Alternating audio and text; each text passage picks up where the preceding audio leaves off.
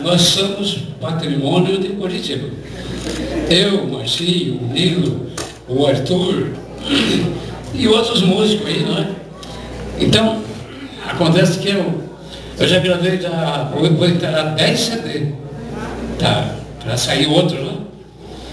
E então eu queria, para homenagear a Sociedade 13 de Maio, o Álvaro, e o nosso locutor aqui, né? Obrigado, João. Falou. Então, eu queria homenagear depois, não sei se vamos tocar alguma coisa. Vamos? Então a gente vai cantar o samba em homenagem a Curitiba. E eu estou com um choro novo aí também. Isso. Estou com um choro novo aí, Noites Curitibanas.